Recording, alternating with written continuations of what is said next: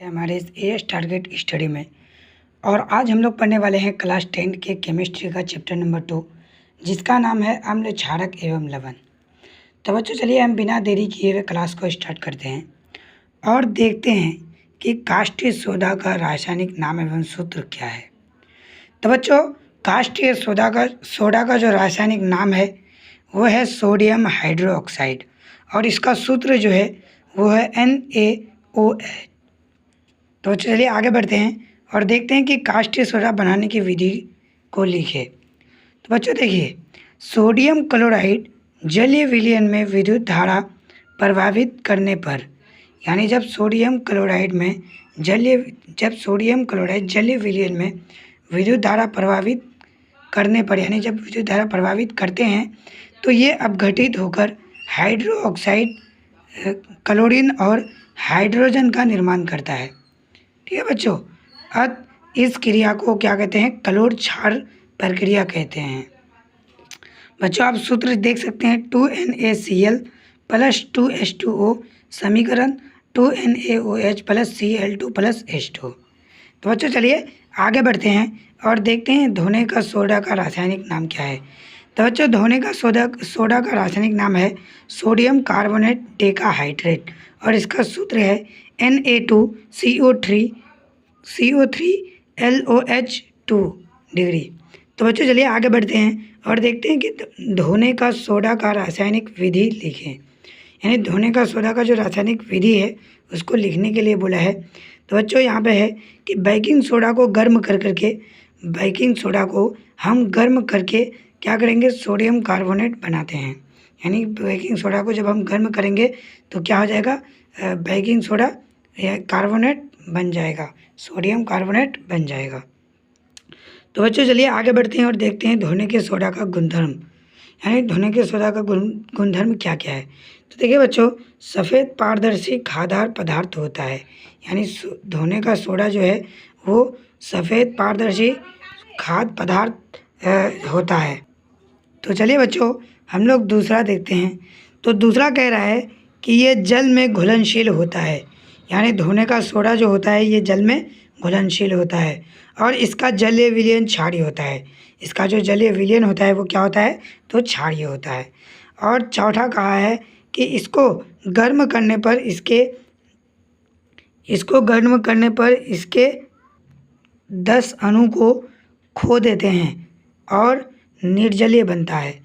यानी इसको जब हम गर्म करेंगे तो इसके 10 अणु क्या होते हैं? खो जाते हैं और फिर जो है ये निर्जलीय बनता है। तो बच्चों चलिए आगे बढ़ते हैं और देखते हैं कि प्लास्टर ऑफ पेरिस बनाने की विधि क्या है। तो प्लास्टर ऑफ पेरिस बनाने की विधि को लिखने के लिए बोला है। तो हम लोग लिखेंगे कि जिप्सम इस्पात के बर्तन में 313 केल्विन या 100 डिग्री सेल्सियस पर गर्म करने पर 313 केल्विन 100 डिग्री सेल्सियस पर गर्म करने पर पीओपी का निर्माण होता है। किसका निर्माण होता है? पीओपी का। यानी जिप्सम इस्पात के बर्तन में 313 केल्विन या 100 डिग्री पर गर्म करने पर हमें क्या होता है? पीओपी का निर्माण होता है। यहाँ पे बच्चों सूत्र दिया गया है CaSO4 इंटू 0.2H2 313 केल्विन बटे में 100 डिग्री सेल्सियस COSO4 1/2 H2O और 3/2 H2O। तो बच्चों चलिए हम आगे बढ़ते हैं और देखते हैं कि प्लास्टर ऑफ पेरिस के गुणधर्म क्या क्या हैं। तो बच्चों प्लास्टर ऑफ पेरिस ये एक जो है सफ़ेद चूर्ण होता है, यानी ये जो होता है एक सफ़ेद चूर्ण की तरह होता है। इसका जो ताप होता है ये जल के साथ तेज़ी से अभिक्रिया करता है। यानी प्लास्टर ऑफ पेरिस जो है ये जल के साथ बहुत तेज़ी से अभिक्रिया करता है और ये ताप उत्पन्न करता है। क्या करता है? प्लास्टर ऑफ पेरिस ताप उत्पन्न करता है और ये जमकर क्या करता है? ठोस बन जाता है। जमकर प्लास्टर ऑफ पेरिस जो है जमकर करके क्या हो जाता है? वो ठोस बन जाता है।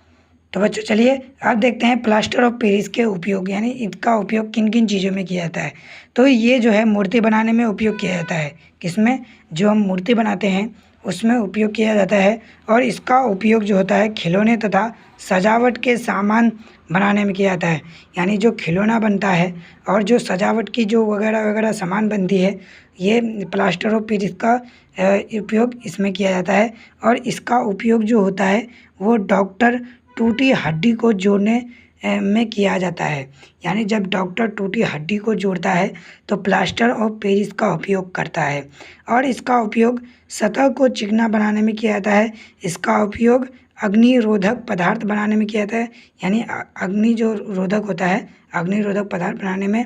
और इसका उपयोग खिड़कियां या दरवाजे के छिद्र को बंद करने में किया जाता है। यानी हम जो खिड़की या दरवाजे के छिद्र को बंद करते हैं तो इसको बंद करने में प्लास्टर ऑफ पेरिस का उपयोग किया जाता है। तो बच्चों मैं उम्मीद करता हूँ कि आप लोग अच्छी तरह से समझ चुके होंगे।